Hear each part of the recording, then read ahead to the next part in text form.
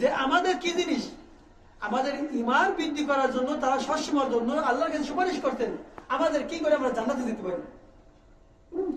আগামীকালকে দাওয়াত রয়েছে সকাল 9টা থেকে নিরালা কমিউনিটি সেন্টার, ওখানে আমাদের ইসলামী মিশন যে দাওয়াত গুলো হয় এই নিয়ে আলোচনা হবে। আমাকে দাওয়াত দিচ্ছে অর্থাৎ মাওলানা কালেম সিদ্দিকী সাহেব পাকিস্তানি, উনি বর্ডার সাইডে দাওয়াত দেয়।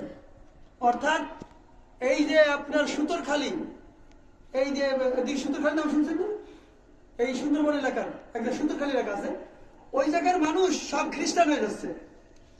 300 পরিবার খ্রিস্টান হয়ে গেছে। সেখানে যে ইসলাম প্রচার করতে হবে, ইসলাম তো এরা জানে, আমাদের বাড়ির কাছে লোকরা জানে, কিন্তু এখানে ইসলাম জানে না। একজনকে জিজ্ঞাসা করেছে আমার নবীর নাম কি, সে বলতে পারে না। একজনকে জিজ্ঞাসা করতেছে কি আপা আমাদের আমাদের জাতির পিতাকে, সে বলতেছে বঙ্গবন্ধু শেখ মুজিবুর রহমান। এখন এটা কি তার দোষ? তার দোষ না। আমরা ইসলাম তাদের কাছে পৌঁছে দিতে পারিনি, তাদেরকে আমরা বলতে বুঝাইতে পারিনি, এটা আমাদের দোষ, আমাদের মতো ওলামায়ে কিরামের দোষ।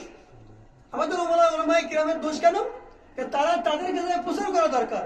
ইমাম মানে নেতা, ইমাম মানে খালি এই জায়গায় মসজিদের মধ্যে থাকবে, এই মেহরাবের পরে খালি বয়ান দেবে না। ইমামের কাজ আছে অনেক।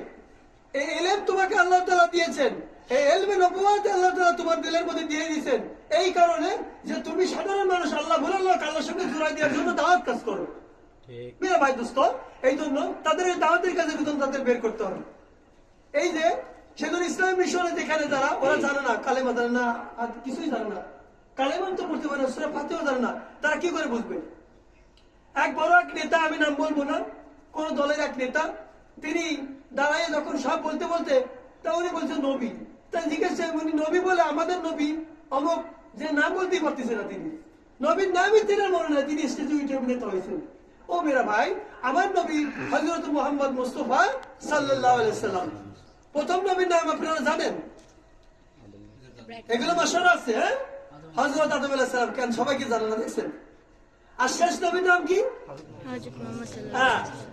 আচ্ছা, মুসা আলাইহিস সালামের পরে কোন কিতাব নাযিল হয়েছিল?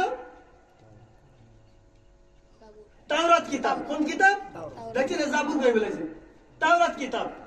আচ্ছা, দাউদ আলাইহিস সালামের মধ্যে কোন কিতাব নাযিল হয়েছিল? জাবুর। জাবুর কিতাব। আচ্ছা, ইনজিল কোন নবীর উপর অবতীর্ণ হয়েছিল? হযরত ঈসা রূহুল্লাহর প্রতি। তিনের সবার কালিমা ছিল কালিমা ইব্রাহিম, লা ইলাহা ইল্লাল্লাহ ইব্রাহিম খলিলুল্লাহ। মুসা আলাইহিস সালামের কালিমা ছিল লা ইলাহা ইল্লা মুসা কারিমুল্লাহ। দাউদ রাজিকুল্লাহ, ঈসা রূহুল্লাহ, এদের কালিমা এভাবে ছিল। কিন্তু সবার কালিমার মধ্যে একত্ববাদের কথা ছিল যে এক আল্লাহ তাআলার দিকে মানুষকে ধাবিত করো। ঠিক আছে? ঠিক। সবাই ছিল না? আমি ওখানে আলোচনা করেছিলাম কালেমার স্তর সম্পর্কে। এই কালেমা নিয়ে আর সমাজের মধ্যে মানুষ বিভ্রান্ত হতে আসতে আছে। তাবলীগের লোকরা মানুষের ঘরে ঘরে দরজায় দরজায় যাই কালেমার দাওয়াত দেয়, দেয় কি দেয় না? কি দেয় না ভাই? আসসালামু আলাইকুম, আমরা আসছি মসজিদ থেকে একটু কিছু মুজাকারা করার জন্য, কালেমা লা ইলাহা ইল্লাল্লাহ এক আল্লাহর ইবাদত করার জন্য। হ্যাঁ, এটা বলে যে আল্লাহ ছাড়া কোন ইবাদত নাই, যে বলে না।